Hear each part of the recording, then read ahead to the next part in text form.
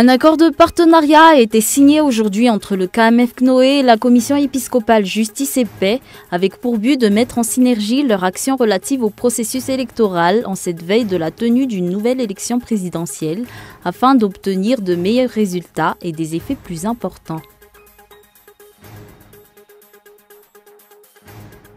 La 7e édition des cours pour apprendre à lire et à écrire organisée par les Veivav Malagas Miaramiang est en marche. En 4 ans, près de 150 personnes ont pu bénéficier de cet apprentissage. Les Bleus sur le toit du monde, l'équipe de France est championne du monde du foot pour la 2e fois de son histoire en battant la Croatie 4-2. Griezmann, Mbappé, Pogba entrent à leur tour dans l'histoire 20 ans après, une finale qui a fait vibrer les amoureux du football dans le monde entier.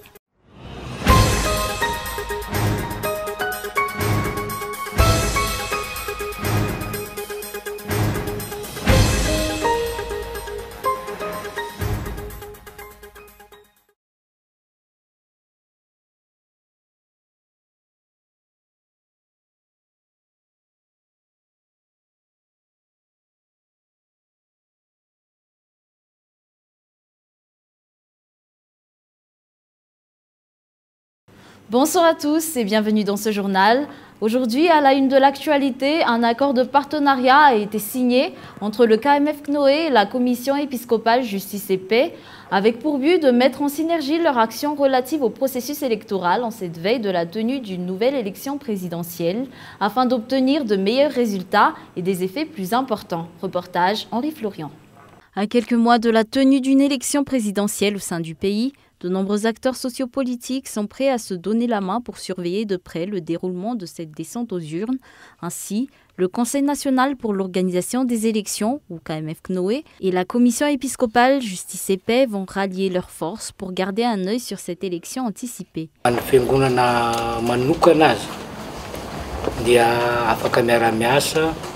Même les églises peuvent travailler avec des associations qui ont les mêmes objectifs qu'elles, tout en restant conformes aux objectifs de justice et paix qui est rattaché aux églises. Ici, comme le disait le président du CNOE, l'objectif de cette collaboration a pour but de surveiller cette élection pour le bien de la population, pour que cette élection soit juste, transparente et consensuelle.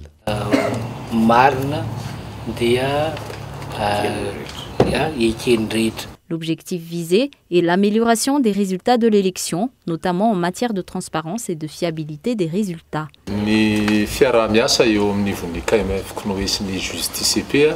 Le partenariat entre le CNOE et la Commission Justice et Paix portera principalement sur le processus électoral, que ce soit avant, pendant ou après l'élection, notamment en matière d'éducation des électeurs, de formation interne ou externe. Nous publierons les résultats de notre surveillance et non les résultats de l'élection. Les catholiques, membres de la Commission épiscopale Justice et Paix, sont prêts à se joindre au CNOE pour surveiller de près l'élection afin d'assurer la transparence de ce suffrage. Aujourd'hui, les deux parties ont signé un accord de partenariat dans le but d'obtenir de meilleurs résultats au cours de ce processus électoral. La 7e édition des cours pour apprendre à lire et à écrire, organisée par les Veivav Malagas Miaramiang, est en marche. En 4 ans, près de 150 personnes ont pu bénéficier de cet apprentissage. Les détails sur ce reportage de Woun Nassain. Aujourd'hui, c'est la rentrée officielle des cours pour apprendre à lire et à écrire, organisée par les Veivav Malagas Miaramiang.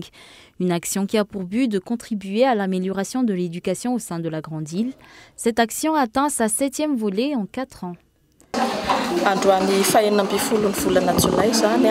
Aujourd'hui, 16 juillet, c'est la rentrée de la 7e promotion de ceux qui vont suivre des cours pour apprendre à lire et à écrire, cours initiés par les Veivav Malagas Miaramiang. Depuis 2016, 150 personnes ont suivi ces cours. Il est important de souligner que pour assister à ces cours, il n'y a pas besoin de faire partie d'un parti politique ou autre critère sélectif de ce genre. Ce cours est ouvert à tous. Mis à part les cours donnés au siège du parti Malagas Miaramiang à Ankeran, des cours pour apprendre à lire et à écrire ont également été dispensés à Alassour, Pungtsar, à Kadenadjin et en province. Cela fait partie des actions sociales menées par les Veivav Malagas Miaramiang. Les actions sociales organisées par l'association Veivav Malagas Miramiang se poursuivent. Actuellement, en cette période d'hiver, nous organisons des circoncisions de masse pour aider les familles en difficulté. Et à chaque début d'année scolaire, nous n'oublions pas les fournitures scolaires vendues à prix cassé. Concernant ces cours, nous incitons les Veivav Malagas Miramiang aux 4 coins de l'île à mettre en place ce genre de cours dans leurs secteurs respectifs.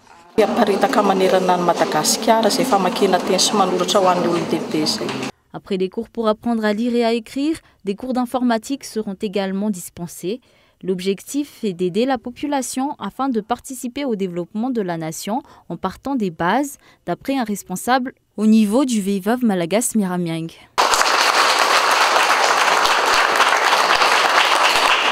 Sur un tout autre sujet, les enseignants éducateurs en grève ne demanderont que 2 à 3 semaines d'ajournement pour les examens officiels si leurs revendications venaient à être traitées cette semaine. Face à cela, aucune explication n'a pu être obtenue du ministère de l'Éducation nationale ce jour, rappelant que la semaine dernière, le ministre concerné a déclaré que les dates prévues pour ces examens seront maintenues. Une rencontre avec le Premier ministre, un sit-in devant le palais de Mahazouariv, ce sont les points marquants de la manifestation tenue par le syndicat des enseignants. Ce sont les points marquants de la manifestation qui sera tenue par le syndicat des enseignants cette semaine, en attendant un retour du gouvernement sur leurs revendications. Un retour dont la reprise des cours dépendra.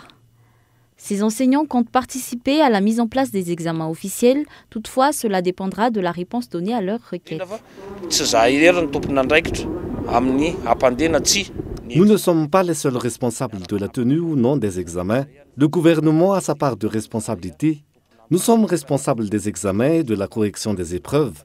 Toutefois, cela fait plus de 2 mois que les cours ont été suspendus dans 90% des établissements publics.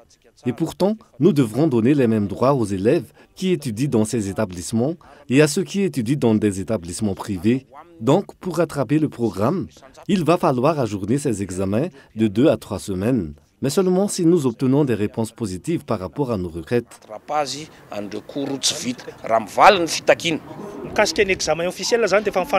De la capitale jusqu'en province, nous avons convenu que les cours est souvent suspendus jusqu'à ce que nous obtenons une réponse satisfaisante à nos requêtes. Si jamais il y a année blanche, le gouvernement sera totalement responsable, puisque c'est lui qui persiste à ne pas répondre à nos revendications. Face à la publication de notes et à la pression exercée sur les enseignants afin de les pousser à reprendre les cours, le syndicat des enseignants a remis ce matin un communiqué au secrétaire général du ministère de l'Éducation nationale. Toutefois, ce dernier ne se trouvait pas sur place. Aucune explication n'a pu être obtenue du ministère de l'Éducation nationale concernant les mesures prises pour la réalisation des examens officiels et la correction des épreuves.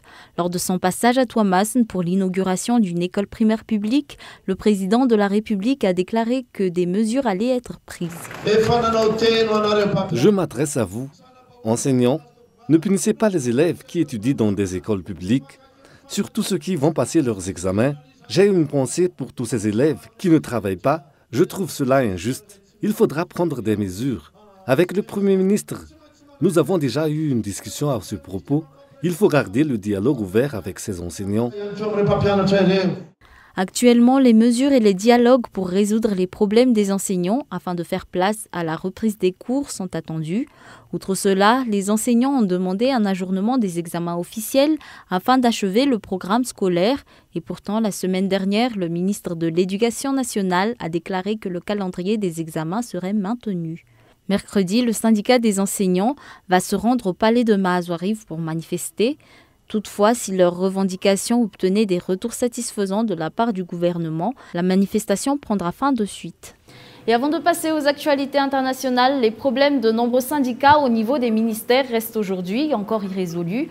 Les responsables au sein des ministères commencent pourtant peu à peu à mettre la pression aux fonctionnaires afin que ces derniers reprennent le travail. Reportage Michael Ramarla. Des promesses non tenues, un souci au niveau du recrutement des fonctionnaires, la violation des droits des fonctionnaires et le non-respect du paiement des indemnités. Ce sont en général les raisons qui ont amené le syndicat des enseignants à faire la grève. Ce syndicat qui aujourd'hui encore continue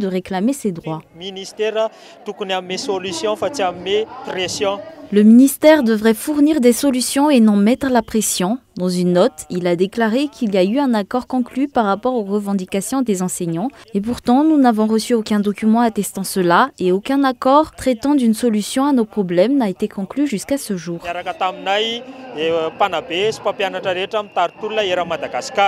Il n'y a également pas de service minimum, il s'agit là de simples rumeurs pour déstabiliser les revendications des enseignants, d'après les explications du président de l'Association nationale des enseignants fonctionnaires et en activité, ou ANEFA.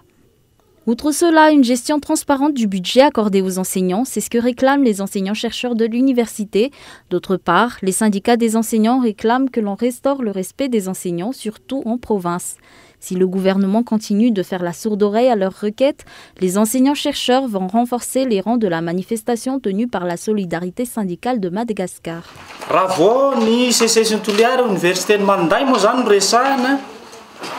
Lorsqu'on parle du CCS de Tuléar, de l'université de Mandai, nous avons un problème de terrain. À Mandai, les maisons où logent les enseignants se mêlent avec celles des personnes qui se disent être propriétaires des terrains. Tout cela pose problème, engendre des altercations parce qu'on nous menace et affecte le respect mutuel des uns pour les autres. À Tuléar, la franchise universitaire n'existe plus. Quant au syndicat des agents des postes et télécommunications, il continue de réclamer le limogeage du ministre Jean de Dieu Marinte. Nous ne reprendrons pas nos postes tant qu'il sera là. Nous prions celui qui l'a reconduit à cette place de le limoger, car nous ne pouvons plus travailler avec lui. Ce ne sont là qu'une partie des revendications syndicales. Les syndicats au niveau du ministère des Finances et du Budget, de la Direction générale des impôts, des douanes et autres luttent également actuellement pour leurs droits. Passons maintenant aux actualités internationales. Les Bleus sur le toit du monde. L'équipe de France est championne du monde du foot pour la deuxième fois de son histoire en battant la Croatie 4-2. Griezmann, Mbappé, Pogba entrent à leur tour dans l'histoire 20 ans après. Une finale qui a fait vibrer les amoureux du football dans le monde entier. Reportage France 24. La foule des grands jours dans cette avenue de Manhattan à New York. Des centaines de personnes rassemblées pour assister à la finale de la Coupe du monde de football, un sport pourtant peu populaire aux États-Unis. La plupart des spectateurs sont français. Ils sont 35 000 à New York. Au coup de sifflet final, leur joie éclate.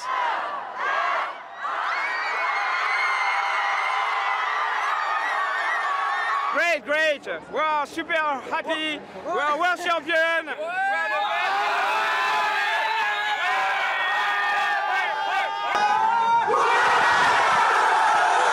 Même bonheur des soldats français de l'opération Barkhane, basée à Niamey au Niger.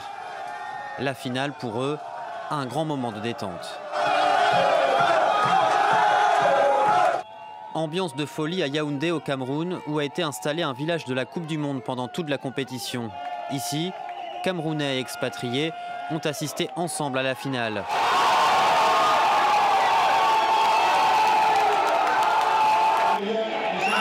La victoire de la France célébrée aussi à Abidjan. Ici, c'est à l'Institut français que le match était diffusé. Des Ivoiriens avaient revêtu les couleurs bleu, blanc, rouge. Nous sommes contents de la victoire de la France car c'est un pays qu'on soutient, c'est un pays qu'on aime très bien et ça nous fait vraiment plaisir. À des milliers de kilomètres de la France et de la Russie, cette finale a fait vibrer les amoureux du football. Après la victoire de la France lors de la finale de la Coupe du Monde hier, des pillages et des émeutes ont éclaté à Paris, mais également en province. Près de 10 magasins ont été pillés, des débordements qui ont gâché la fête. Les détails en images. Les pillages et dégradations, les CRS ont dû disperser la foule à coups de gaz lacrymo. Certains sont même montés sur les camions de pompiers, même scène à Lyon, Marseille ou Strasbourg. Tiffaine Pocolandel. Des explosions de joie qui n'auront duré que quelques heures. La nuit n'était pas encore tombée que des incidents ont éclaté sur les Champs-Élysées à Paris. Plusieurs magasins ont été pillés, comme le drugstore Publicis situé en haut de la célèbre avenue. Des voitures ont été saccagées et les CRS ont essuyé de nombreux tirs de projectiles. Répliquant un coup de gaz lacrymogène, les forces de l'ordre ont fini par faire évacuer les Champs-Élysées peu avant minuit. Des débordements qui concernent toute la France puisque l'ambiance a dégénéré dès le dernier coup de sifflet, à Marseille, à Ajaccio, à Rouen, mais aussi à Lyon, où près de 20 000 personnes étaient venues regarder le match, place Bellecour. Il y a des... Voilà, les vitrines sont cassées, il y a des barricades en feu, ça gâche tout.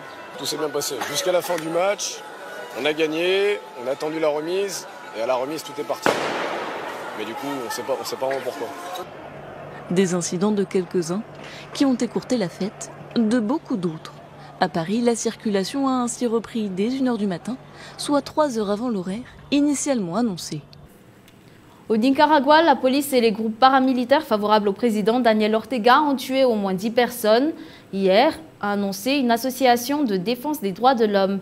Les forces gouvernementales ont mené des attaques dans la commune de Monimbo et la ville de Masaya, située à environ 25 km au sud-est de la capitale. Confinée dans une église pendant plus de 20 heures, cette étudiante retrouve enfin sa famille. Elle vient d'échapper à une attaque de l'armée. Elle fait partie d'un groupe d'étudiants qui manifestaient contre le président Ortega. Ils disent avoir été pris au piège par les forces de l'ordre. C'était horrible, c'était la panique. On avait l'impression qu'ils allaient tuer tout le monde. On s'est retranchés dans l'église, on était encerclés. Les balles sifflaient de tous les côtés. Au moins un étudiant a été tué dans l'attaque. Si les autres ont pu s'en sortir sains et saufs, c'est notamment grâce à la protection de l'église. Un curé s'est interposé entre l'armée et les étudiants. Le plus important pour nous, c'était de sauver la vie de ces jeunes. Et grâce à Dieu, nous avons pu les accompagner jusqu'au quart. La majorité se porte bien. Au moins 270 victimes ont été recensées par les ONG depuis le début de la crise en avril dernier. Les manifestants exigent la démission de Daniel Ortega, président au pouvoir depuis 11 ans et accusé de dérive autoritaire. Et avant de nous quitter, revenons brièvement sur les grands points de ce journal. Un accord de partenariat a été signé aujourd'hui entre le KMF CNOE et la Commission épiscopale Justice et Paix, avec pour but de mettre en synergie leurs actions relatives au processus électoral afin d'obtenir de meilleurs résultats et des effets plus importants. La 7e édition des cours pour apprendre à lire et à écrire, organisée par les Veivav Malagasy Miaramiang, est en marche. En 4 ans, près de 150 personnes ont pu bénéficier de cet apprentissage. Les Bleus sur le toit du monde, l'équipe de France est championne du monde du foot pour la 2e fois de son histoire. Une finale qui a fait vibrer les amoureux du football dans le monde entier. Et c'est la fin de ce journal. Nous vous remercions de votre fidélité. Bonne soirée à tous et excellente suite de programmes en compagnie de Cool TV.